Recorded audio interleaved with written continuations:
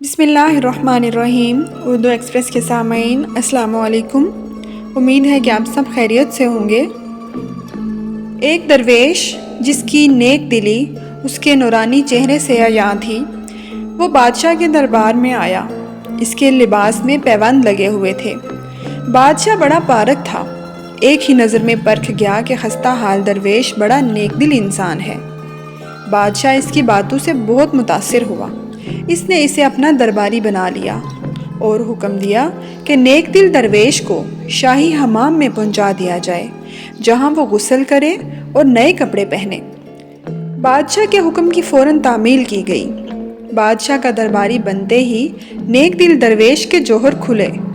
اس نے اپنے سپرد کیے گئے کام اتنی دانائی سے سر انجام دیے کہ ترقی کرتے ہوئے وزیر اعظم بن گیا۔ وہ وزیر اعظم بنا تو پہلا وزیر اعظم بہت حسد کرنے لگا اور زخمی سانپ کی طرح اندر ہی اندر بس گھولنے لگا اور ڈسنے کے لیے ہر وقت موقع کی تلاش میں رہتا۔ کچھ عرصہ کے بعد اسے موقع مل ہی گیا۔ اسے ایک ایسی بات معلوم ہو گئی کہ جس کے شک و شبہ میں وہ بادشاہ کو وزیر اعظم سے بدزن کر سکتا تھا۔ بادشاہ کے دو بڑے خوش شکل غلام تھے جو اپنی خوش شکلی کی وجہ سے بادشاہ کے منظور نظر تھے۔ درویش وزیر اعظم کی ان سے دوستی ہو گئی۔ بادشاہ کے دونوں خوش شکل غلام درویش وزیر اعظم کو اس کی نیک دلی اور دانائی کی وجہ سے پسند کرتے تھے۔ وہ فرصت کے وقت اس کے پاس آ جاتے اور اس سے دانائی کی باتیں سنتے۔ حاسد وزیر نے ان کی پاکیزہ دوستی کو کچھ اور ہی رنگ دے دیا۔ بادشاہ کے کان بھرنا شروع کر دیے اور کہا کہ اعلیٰ حضرت، نیا وزیر اعظم بڑا بد چلن ہے، آپ کے منظور نظر غلاموں کو ورگلا رہا ہے۔ بادشاہ سنی سنائی باتوں پر یقین کرنے والا نہ تھا۔ اس نے ڈانٹ ڈپٹ کر حاسد وزیر کو خاموش کرا دیا اور کہا کہ تو جھوٹا ہے۔ دراصل بات یہ ہے کہ تو اس کی لیاقت اور قابلیت سے جلتا ہے اور اس سے حسد کرتا ہے۔ لیکن اتفاق سے ان دنوں ایک ایسی بات ہوئی کہ حاسد وزیر کو اپنی بات کو سچا ثابت کرنے کا موقع مل گیا۔ ہوا یوں کہ ایک موقع پر دربار میں کسی درباری سے باتیں کرتے ہوئے درویش وزیر اعظم کی نظریں اتفاق سے خوش شکل غلام کی طرف اٹھ گئیں۔ غلام مسکرا دیا۔ حاسد وزیر ہر وقت طاق میں تو رہتا ہی تھا۔ اس نے اسی وقت بادشاہ کی توجہ اس طرف مبذول کرائی۔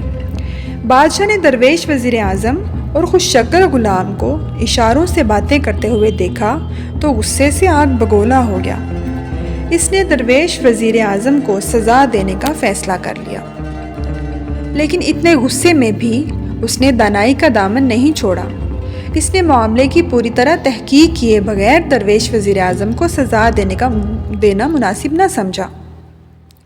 اس نے درویش سے کہا، ہم تمہیں تمہاری شرافت، تجابت اور لیاقت کو دیکھتے ہوئے اپنا وزیر اعظم بنایا تھا، مگر تم کچھ اور ہی نکلے، باہر سے کچھ اور اندر سے کچھ۔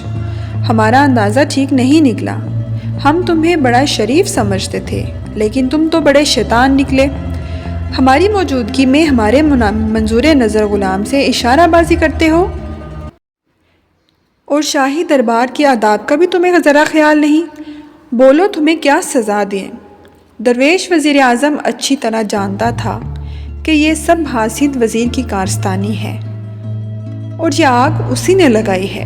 اس نے نہایت ادب سے جھکتے ہوئے جواب دیا، عالم بنا، سچی بات تو یہ ہے کہ اعلیٰ حضرت کے منظور نظر غلاموں سے میل ملاپ رکھنے کا وہ مطلب ہرگز نہیں جو حضور کو بتایا گیا ہے۔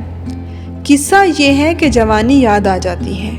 اس نے اس بارے میں ایک شعر بولا، ہائے وہ درد زندگی جس کا لقب شباب تھا، کتنی حسین نیند تھی، کتنا حسین خواب تھا۔ انہی دنوں کی یاد کرتے ہوئے درویش نے ان غلاموں سے میل جول رکھا ہوا ہے۔ اب عالم بنا، جو جیائے سزا دے دیں، سر تسلیم خم۔ بادشاہ کو درویش وزیر اعظم کی بات میں صداقت نظر آئی۔ سچائی اثر کیے بغیر نہیں رہتی۔ بادشاہ نے اسے انعام و اکرام سے نوازا اور حاسد وزیر کی اچھی طرح خبر لی۔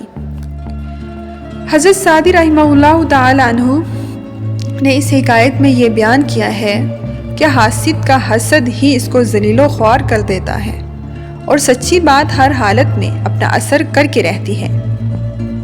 اعلیٰ اوصاف ہی انسان کو زمین سے آسمان تک پہنچا دیتے ہیں۔ بادشاہی اور گدائی خدا کی طرف سے ہے، چاہے بادشاہ ہی کیوں نہ ہو۔ انتہائی غصے میں بھی اس کے دل میں خدا کا خوف ہونا چاہیے، اور ایک گداگر کو سزا دینے سے پہلے اس کی خطا کی پوری طرح تحقیق کر لینی چاہیے۔